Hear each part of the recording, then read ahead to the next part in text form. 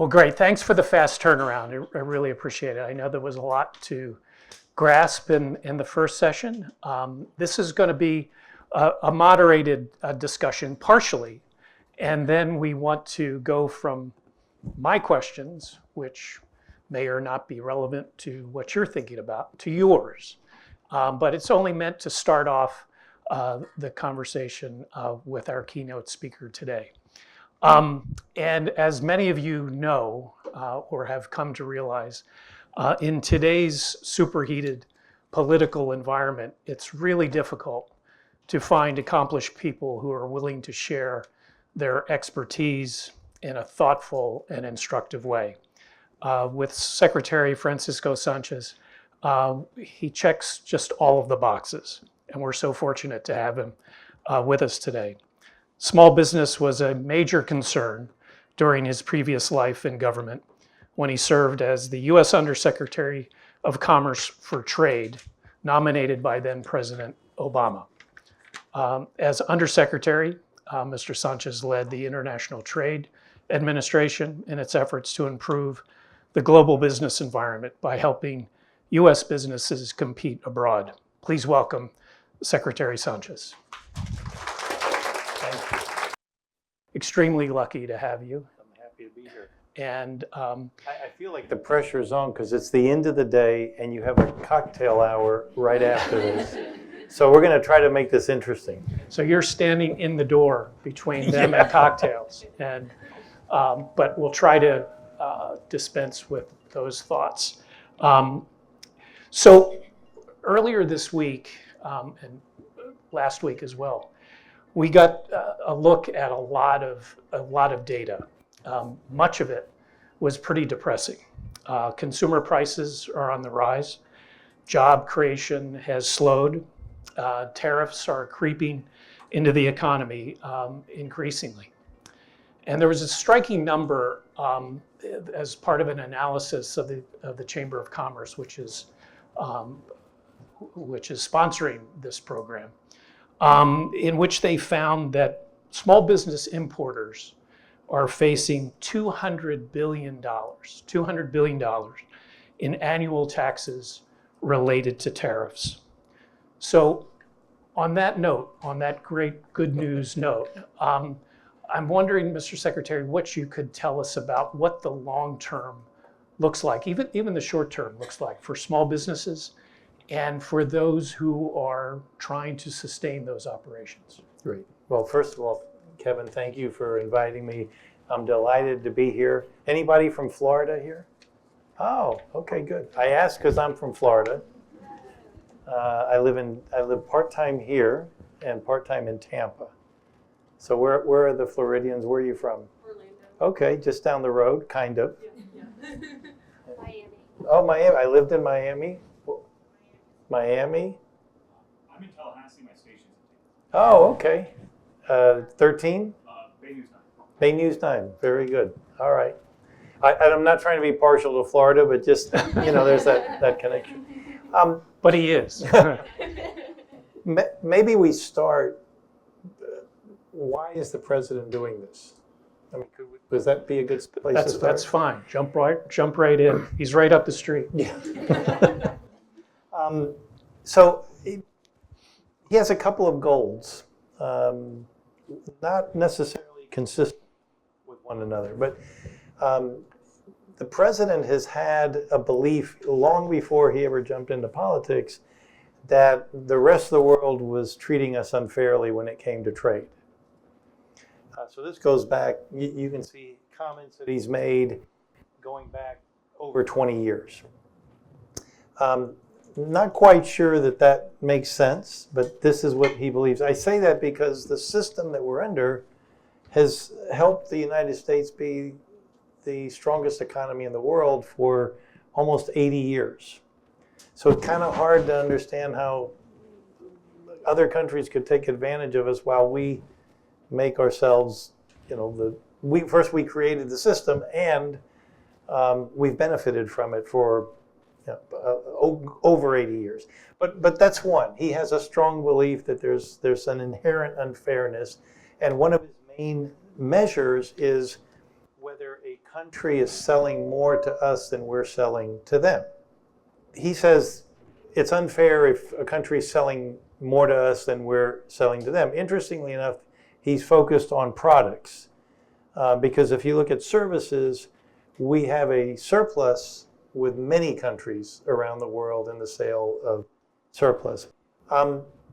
It seems on its face that that's a worthy goal, but it has a lot of challenges. Let's start with the fact that today we have over 500,000 jobs in manufacturing, I call it advanced manufacturing, that we cannot fill. Today, 500,000 jobs that cannot be filled.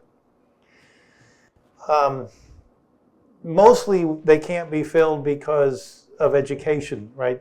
These are not our fathers or grandfathers' manufacturing jobs.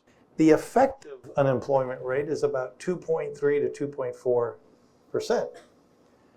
Well, if we somehow bring hundreds of thousands, if not millions of jobs in, and we have an effective rate of 2.4%, again, who's going to do the work? Another goal is to raise money. The president passed the Big Beautiful Bill. It's projected to add about $3.5 trillion to the deficit over the next 10 years. In a nutshell, costs are going up. And so they're either going to have to, the small businesses are either going to have to eat those costs, or they're somehow going to have to persuade their customers to pay more. Another challenge is supply chains, right? Businesses have developed supply chains over years, and it's not easy, right? Depending on what it is your small business does, if it relies on a number of different components to make their product, it takes a while to get a secure, a reliable supply chain. So all of a sudden, it may become impractical just because of the cost, right? If you import from Brazil, for example, right now Brazil's being slapped with 50% tariffs. So all of a sudden, you're going to try to go to a country where maybe it's not 50%, maybe it's 20%, maybe it's 15%, but you're scrounging around. Some small businesses will say, well, I'll bring my manufacturing to the United States. That's good. But it'll take about 2 to 3, 4 years sometimes because you can't turn that on a dime. And don't forget the first things I talked about earlier, right? You don't have a lot of people in the workforce right now. Unemployment's ticking up, so maybe that'll change in a while. But I think you have those issues. So it's going to be challenging in terms of supply chain. It's going to be challenging in terms of costs, and it affects across the board, whether it's construction, whether it's retail, hospitality, restaurants. No one is immune. Tomorrow, we're going to hear from small businesses who are already feeling the pain from tariffs. Yeah. And so we'll get a sense of how they're feeling and how they're trying to adapt. But I wonder if you could expand a bit on, you had mentioned the president's aim at reshoring manufacturing. And I wonder how prepared are small businesses to try to take advantage of that, or at least to restabilize their businesses if that is indeed the aim. Well, I have found both in my time in government and my time in the private sector is that small businesses are resilient by and large, and they're pretty creative. But even the most resilient and creative small businesses still need time. I have clients right now that are looking for help in how to adjust to the new trade policy. And a number of them are saying, I'm going to bring manufacturing of my product, the product that I sell. One in particular I'm thinking of is in the construction space. A second one is in fencing for residents. Well, actually residents and small businesses. But they currently they get their stuff made overseas. both of these companies are saying they want to come here, but it's going to take them, under the most optimistic of circumstances, 2.5 years, and probably more realistically about 3 years. And that's tough to have to hang in there for 3 years till you can do that. Sure. You mentioned immigration, also touched on that. And we've all seen how immigration measures were supposed to focus on violent crime. But that campaign, as we've all seen, has moved beyond the goal. How would you characterize how this is testing small businesses, whether it's farms, restaurants, construction companies, what have you? I think the current immigration policy, as it's evolved, as you said, it seemed to initially focus on those that had committed violent crimes, either in the country they came from or since they've been here. But they've expanded that, and I think that expansion is risky for small business and risky for the economy.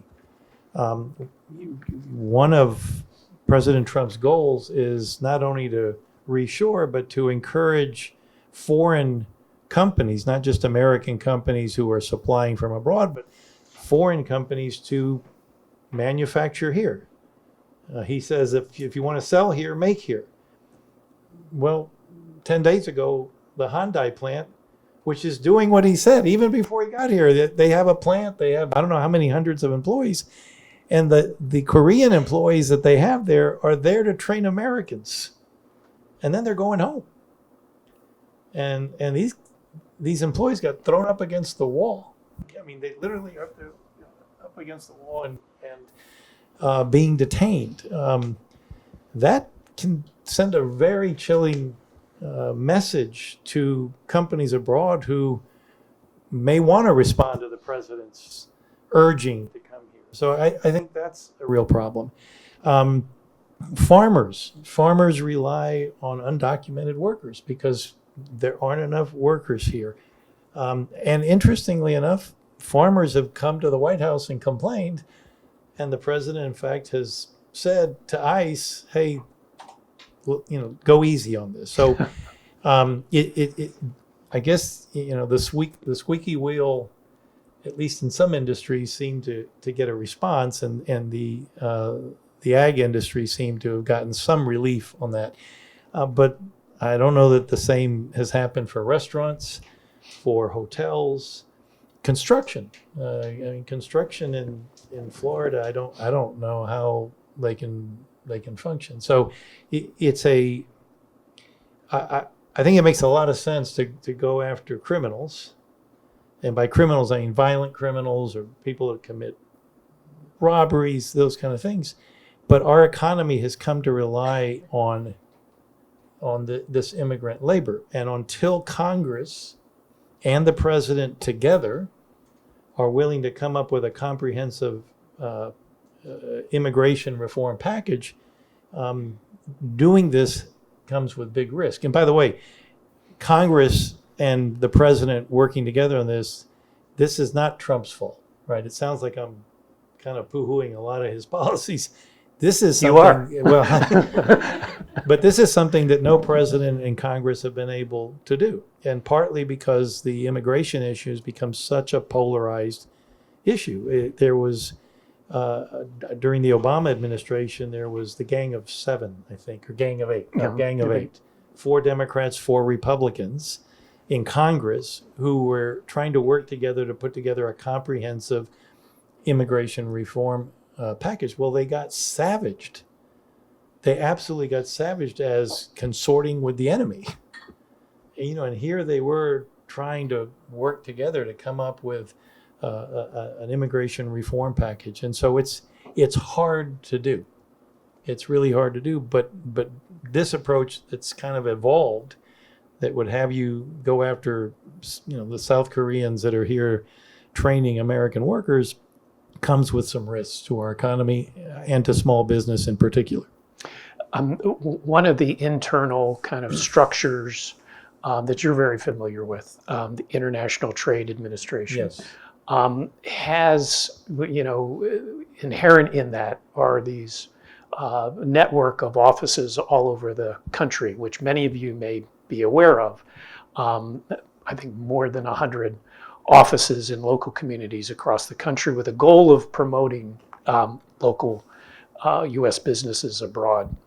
The administration has moved to cut staffing in those offices, and I wonder, as somebody who's very familiar with how this works, what kind of impact does that have on a pathway to success? Well, first of all, a disclaimer, I ran the International Trade Administration, so I'm a little biased. I don't run it now. I haven't for a long time, but I'm still proud of the work that all of those folks did, and they worked quite a bit for small business. What Kevin's referring to is we have representatives around the country that are international trade experts. And so for a lot of small businesses that may have a product or a service that actually has a market abroad, it can be intimidating to think of trying to sell something in South America or Asia or Europe. And these folks tried to, one, demystify it, say, look, it's not that tough. And here's some tools that we can help you with. And we did everything from set up trade missions.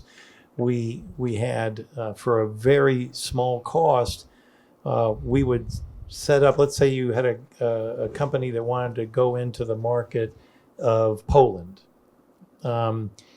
We could set up appointments for you in Poland. So let's say you wanted an agent to represent your company in Poland.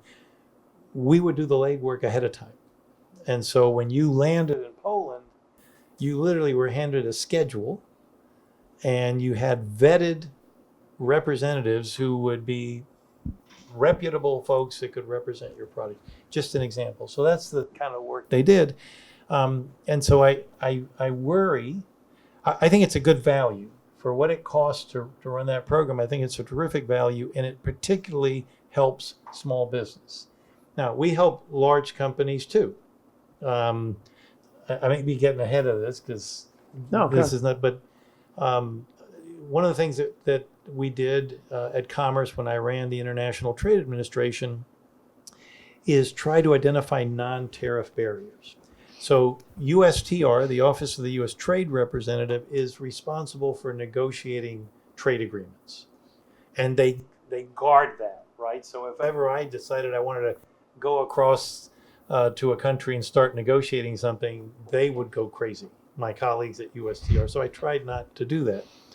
But what I did do was I would go to other countries and negotiate on non-tariff barriers. So one of the things that I'm most proud of, it helped one company, an iconic company, was Harley Davidson. So Harley Davidson wanted to go to India. They were already in India, but they were selling, I don't know, maybe 3 motorcycles a year. I'm exaggerating. They probably sold a few more than that, but not many more. And part of the reason was because their motorcycles were getting a 50% tariff slapped on them.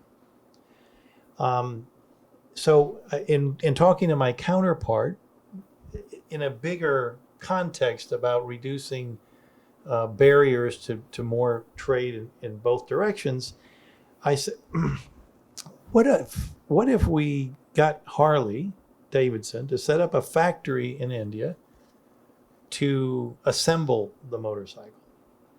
So we would put the kits together.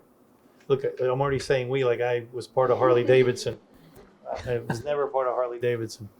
And after we successfully did this, I was in India and they wanted me to ride one and take a promotional video. And I said, you do not want me to do that because you're going to destroy a really nice bike. So I'm not doing that. But so we worked out a deal and we took the tariffs from 50 to 10%. And there was a 10% tariff on kits, what they call kits. And the kits would be sent to India and then they would assemble that. So I worked on that stuff, and I didn't get in trouble with USTR because I wasn't hammering out trade agreements, but this had a tremendous impact, right? And so that helped companies that were as big as Harley Davidson. And I could give you a couple of other examples where we did stuff for GE, for Boeing, and for a bunch of others. But I would say a lot of our work focused on small business, and a lot of it came from those offices that you referenced.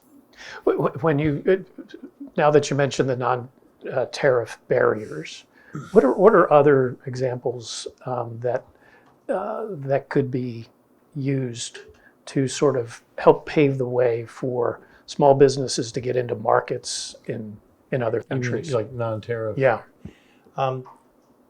Well, first of all, what does everybody understand what I mean by non-tariff barriers? You want me to give kind of an example of that? That might be good. Right. So tariffs you get, right? That's a barrier because it increases your cost. But countries can also do things that make it hard. And sometimes they'll pass a regulation under the health and welfare of their public, which it has very little relevance to that, but they'll throw that in there and it becomes almost prohibitive to sell your product. And sometimes they don't, they honestly don't do it on purpose, right? Sometimes they do it and it has the effect of making it tough to do business. This example is not small business, but UPS, which small business relies on to deliver their products all over the world. So UPS has spent millions of dollars and years in developing the way their drivers get out of their truck, take their product that they're delivering out of the truck and deliver it so it's efficient. And they came up with this system that allowed them to, from the driver's seat, to go right to the back, right? So you didn't have to get out of the car, open the back thing, you just go in there and get out. Hong Kong, where I happened to be going on Friday, had a law that you could not enter the back part of the truck from where the drivers sit. So it totally screwed up UPS's system, right? And all of a sudden they had to get from the driver's seat and go to the back. Sat down with my counterpart and I said, look, can you tell me a little more about why you passed this? Well, for safety. I said, well, tell me a little more about that. What do you have studies on this? He couldn't find any. Some enterprising bureaucrat decided this was safer. So with UPS's help, we showed, look, we have studies to say that there is no safety risk here. And this allows UPS to function well, and they've invested a lot of money.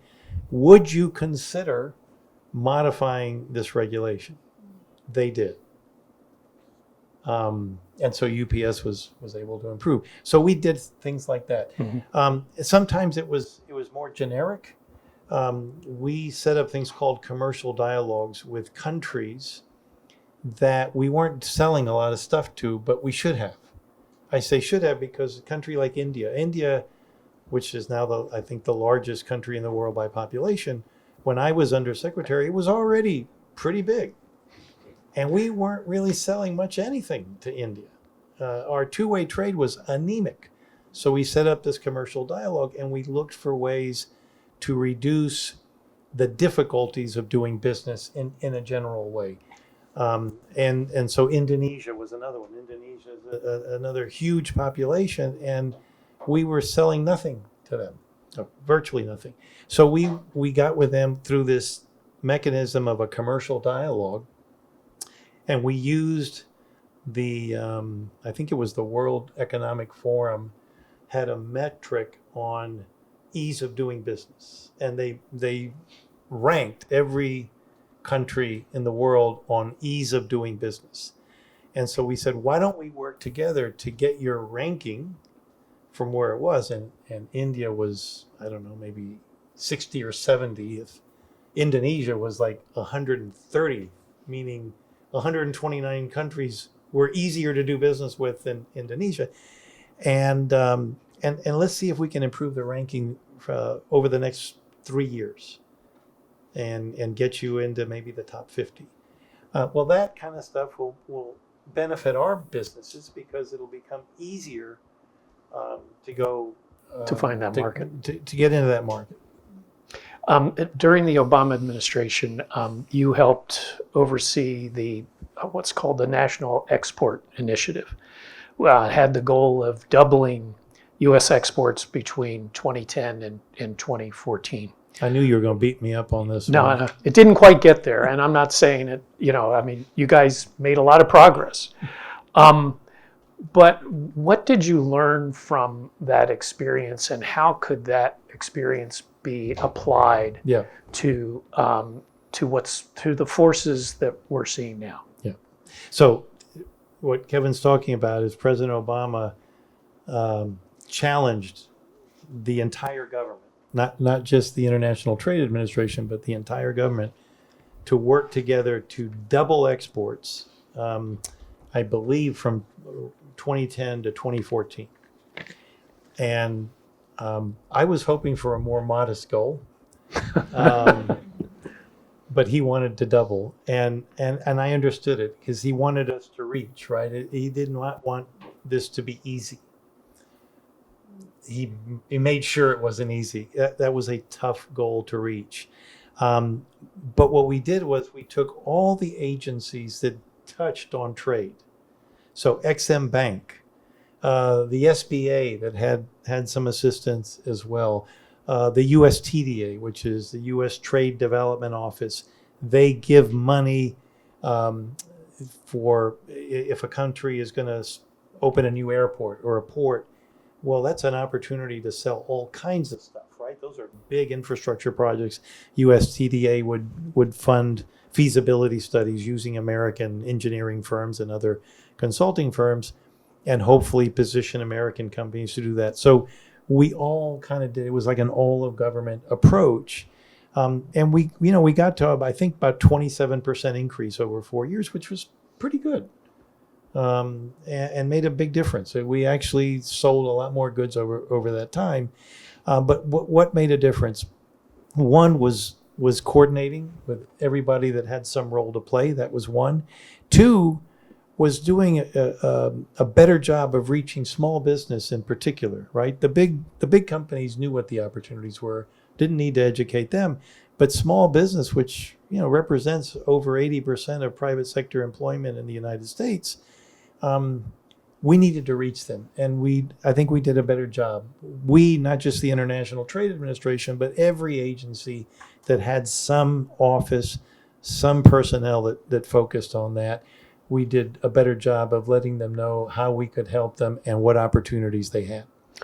I didn't want to bring up a sore spot, but I think you turned it into a positive there.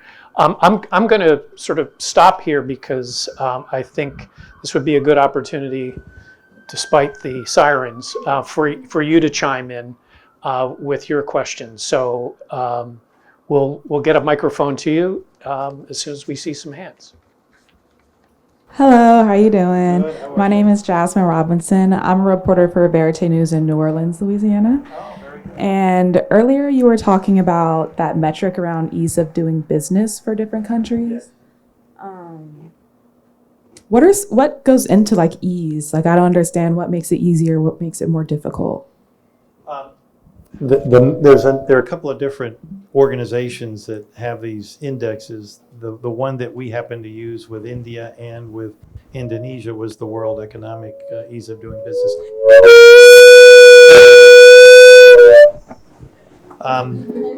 And if I'm not mistaken, it has the World Economic Forum, I think, has like 40 or 50 different things that they use.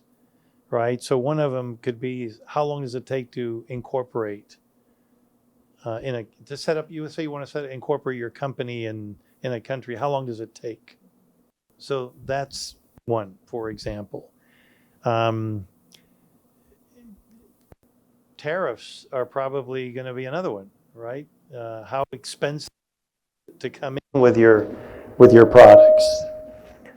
So I can't remember. I wish I could remember, but I haven't worked on this for a long time, but you should be able to look it up. You should be able to look up World Economic Forum, Ease of Doing Business. The World Bank may also have one. Like I say, there are about 3 or 4 of them. Hi, my name is Tanya Babar. I'm with Hearst Connecticut Media. Just call it CT Insider there. Okay. Which I don't think anyone there knows that either, but because they took all the little papers and put them all in one big one. Got it. Either Okay. way, I think this question is going to be a little broad, so I'm sorry. That's all right. You talked about businesses that could, maybe in 3 years, 2.5 years, bring their manufacturing to the US. Are there any specific types of businesses you think are most primed to do that? It felt so broad to me, I wasn't sure who. I think about space, what type of industry is even in a good spot to start manufacturing here that typically doesn't? So it's a great question, especially given that that's one of the president's primary goals. So great question. You can't, if it's labor intensive, I think that's the challenge here, right? I had a client who's a pretty amazing woman. She's today 95 years old, and I'm helping her transition into philanthropy and get out of her business. But she was way ahead of her time, realizing that there were going to be tensions with China and the United States. And weird combination of products, she made towels and work boots. Two different factories, right? But somehow she managed to do it. And, at one time was selling over $100 million a year in towels and work boots in the United States. Well, she decided she was going to bring factories for towels and work boots here. The work boots almost made it, didn't quite work too well. It was really hard finding workers that could do that kind of work because we hadn't had a shoe industry here in 40 years, right? But that one really could work because the people that bought that liked the idea of buying American. But it was tough. The towels was a disaster. We didn't find a lot of people that really cared if the towels were made in America or not, right? There just wasn't that same feeling as the work boots. And so price was the big thing. And to try to make those towels here, it was just hard. So I share that story with you because if it's labor intensive, I think that's going to be a challenge. I don't see us making a lot of stuff that televisions or jeans, things like that. I just don't think that's going to make it. I think we need to look for things that have more, that are higher value, and manufacturing that requires more skill, which is what we want anyway, right? We want high-paying jobs as much as we can. So the kind of things that I think I could see us making here more, which we already do, medical devices, airplanes, we still make jets here, computer-related things, chips. I mean, one of the things I think that President Trump is doing that is very strategic is encouraging chip development here, and I'd like to see more of that because it's high-paying jobs, and it's also where we need to be competitive, right? If you think of China as our chief economic adversary, which I believe it is, I don't care if China sells us jeans. I don't care if they sell us flat screen TVs. But I want us to be ahead of them on chips, on artificial intelligence, on everything that I believe is really going to be about the future. So those are the kind of things I think that will work. For small business, it's more of can you supply all the components you need to do it here, right? So the two clients I mentioned that I have, one is the fencing guy, and the other makes some kind of construction product. He believes eventually he can supply it, can source all the different components here. If you can't do that, that's going to be tough. But if there's a possibility to do that, then that's kind of the things I'd look at. Way back here and then over here. Oh, just a minute, we'll get you.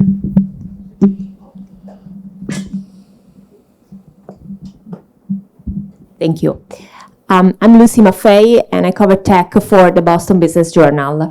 I'm originally from Italy, so I also have a very self-interest, a question in my own self-interest. I'm curious to ask you, when it comes to tariff, and you think about the relationship between the U.S. and Italy, where do you think tariffs are going to be have the biggest impact? And what comes to mind when you think about the state of the trade relationship between the U.S. and Italy right now? Thank you. Well, just like I gave a disclaimer that I used to run the International Trade Administration, and I'm very proud of the work that the folks that worked with me there did. I'm also a free trader, right? I tend to have a bias toward free trade. So I worry. I worry that policies that rely on high tariffs don't promote a lot of trade, or don't promote as much trade as a different policy would. And that's certainly true for Italy, right? And so I know we buy a lot of luxury goods from Italy. I'm sure we buy wine from Italy. We buy cars from Italy. Not any car I can afford, but what we buy fancy cars from Italy.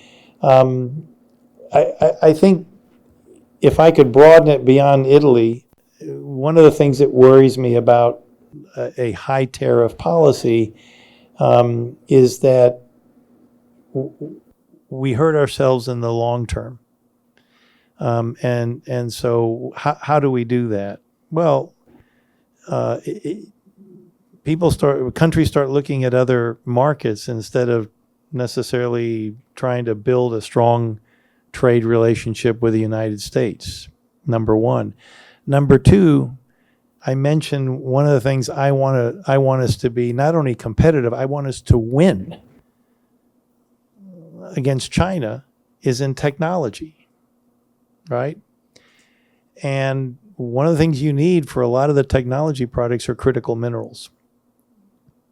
So I'm taking your question, if I may, and I'm expanding it beyond Italy. But thank you for the question, because it really goes to the heart of one of the concerns I have is Brazil right now. We have slapped 50% tariffs on Brazil. And by the way, interestingly enough, we have a trade surplus with Brazil on products, which has largely been the basis for imposing tariffs on just about everybody else. But President Trump is using it to make a policy statement, a political statement, in that he believes that the former president of Brazil has been unfairly treated through the courts in a trial that he was just convicted and sentenced to 27 years in prison. Well, Brazil has critical minerals, and they're in our hemisphere. Now, call me crazy, but I would like to be able to have a relationship with Brazil that could help us have access to critical minerals. Why is that so important? Well, right now, China controls about 80% of the critical minerals in the world. And they have already weaponized critical minerals. They've done it off and on over the last 15 years. And how do they weaponize them? Well, they just stop selling them to us. They literally just say, yeah, we're not going to sell you any right now. Maybe later, but not right now. I don't want to be dependent on a country that sees us as an economic adversary on something that we need for our future. So I worry that we're building relationships for our own economic future, we could be hurting ourselves, right? Geopolitically, India, I mentioned earlier, is now the largest country in the world. It's another democracy. I mean, we should have a natural affinity for a country that is a democracy. And it looked like kumbaya between Modi and Trump back in February. In fact, I think both leaders said they were going to have a trade agreement done by March. And now, I forget what the tariff number is with India, but I can't get the picture out of my head of Modi, Putin, and Xi Jinping at a military parade. That's troubling to me, right? And so you suggested, how does this affect Italy? I think that there's risk. There's big risk involved, not only with Italy, not only with Europe, but with key trading partners around the world. My name is Omar Mohammed. I'm with the Boston Globe. So just to follow up on that question, how do you foresee the future of free trade in light of the fact that now we're seeing these sort of pockets moving away from the US and developing their own sort of almost unofficial trade blocks? And what will be the impact for US small businesses that export to the rest of the world in light of these sort of punishing reciprocal tariffs that the US businesses are now facing abroad? Well, a couple of thoughts. First of all, the idea of promoting free trade, as we did for years and years under both Republican and Democratic administrations, is probably gone for a long, long time. It may well come back, but it'll probably be when my grandchildren are adults and in the workforce. So I think that's not just for the United States, by the way. There's been kind of a trend, if you will, in countries around the world toward protectionism. And part of it is because free trade didn't deliver for a lot of countries in terms of jobs, in terms of prosperity. So while I tend to be a free trader, I also acknowledge that it's not the panacea that free traders and folks that promoted globalization suggested it would cure all your ills. It didn't do that. And so what's different here is that the United States never really did what we see President Trump doing in his first term, and even more so in his second.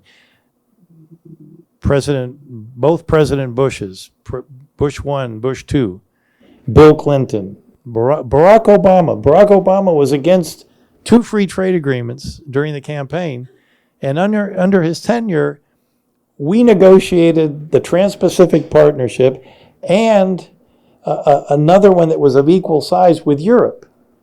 And had we signed those 2, they would have been the 2 largest free trade agreements signed by any country in the world in the history of trade.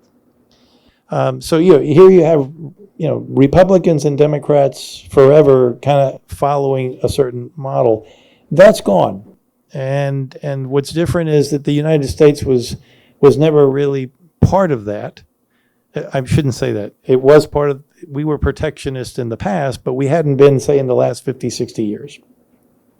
So when you have a player as large as the United States retreating from that, it's going to have a huge impact. And in some ways, it reinforces the feelings that a lot of people have in other parts of the world where they were frustrated with such open trade. So I don't see free trade, if you will, re-emerging anytime soon. The WTO has been a mess, not just in the last year or two, but in the last 20 years or more.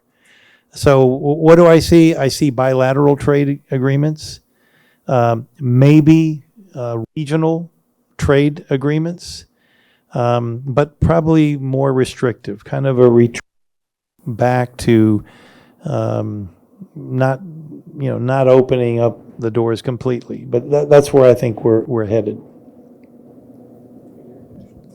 Hi, Ashley Murray from States Newsroom. You spoke briefly about your work and the work of these trade offices across the country, Yep.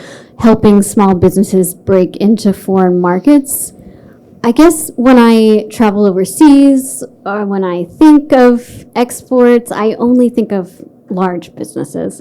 And so I think I have a little bit of a blind spot. Can you give us some examples of what these small businesses are exporting and what other markets want from the U.S. Yes. for U.S. small businesses? It's a great question. Well, first of all, we're a world leader in services. And so a lot of what we export are services. They can be engineering services, for example. They can be in the infrastructure and consulting space. So that's one. They can be companies that make components for bigger products. It's probably stuff that you may not even be familiar with. Some kind of component that goes into some kind of product. It could be in energy, right? In energy production. I have a client in Polk County, Florida. You know where that is. And they make generators, right? And they sell them in different places. They sell them in South America. They've sold some in Europe. And it's a company that has about 150 employees. So it's I'd say a big in the services space, and then you have these niche businesses that provide products, sometimes just components for products. Hi, Kelly. Hi, Kelly Bouchard with the Portland Press Herald in Maine. It's interesting, and I was hoping that maybe you'd have something to say about the lack of discussion around automation in its impact on trade decisions now and in the future, especially as AI is rising. Automation has been in the works for over a century, right? But it's this elephant in the room as far as we don't have enough workers. We are still judged by the work we do in our society. We are pitted against those who can work, those who don't work, the workers versus the doers and the don't doers, whatever, and who makes more money. And on a global scale, how that might impact these trade relations, it just seems absent. And it's actually sort of bulling ahead. It's happening. And Yeah. I was curious if how you see automation working out in favor of anybody if they're not paying attention. Well, if we think about President Trump's goal of bringing manufacturing here, I see automation and AI as a positive, and I'll explain why. If we can make the cost of labor not such a big component of that product, then it's easier to make it here and sell it here. Now, it'll be fewer jobs, but it'll still be jobs, right? It'll be jobs of companies that may not otherwise come back here, or that might otherwise leave here. So anything that allows us to have something, right? Washing machines. We used to make washing machines here, and there were factories with 2,000, 3,000 employees. If we brought back a washing machine factory today, it probably would have about 200 or 300 instead of 2,000 or 3,000. But it's 200 or 300 jobs. And chances are they're going to be higher paying jobs because you're going to have to know how to work computers and be a little more advanced in your manufacturing. So I think it could be a positive for us in bringing things that you might not otherwise be able to do here. The bigger picture that I think you're also alluding to is, well, how is automation and AI going to impact jobs generally? That's a bigger question that I don't know that I have the answer to. But at least as it relates to reshoring, I actually see it as a potential positive to bringing jobs here in manufacturing that we might not otherwise be able to afford to do here. Hi there, my name is Matt Glowicki. I write for the Louisville Courier-Journal. I had a question. Thinking about small challenges that small businesses face now, I think back to 5 years ago during COVID when all we were talking about were supply chain challenges, and a lot of discussion at the time looking to diversify supply chains, find and source supplies within the states. I'm wondering if now 5 years out, if we have been able to assess any long-term impacts from that. I'm thinking, have small businesses maybe built more resiliency as they now face these tariff challenges? Yeah. It's a great question, and you're right. Supply chain resiliency was a real buzzword for the whole time that COVID was around. And I suspect, again, I haven't really looked at the data, but I suspect that you have some companies that said, boy, I never want to go through that again, right? And so they did become more resilient. The challenge with having a more resilient supply chain is it's usually a more expensive supply chain, right? Well, why is that? Well, because one way that you have a more resilient supply chain is you have multiple suppliers. Well, if you have one that'll give you a great deal because you're buying all of your stuff from them, you're probably not going to get as good a deal if you're buying from 3 or 4 or 5 folks.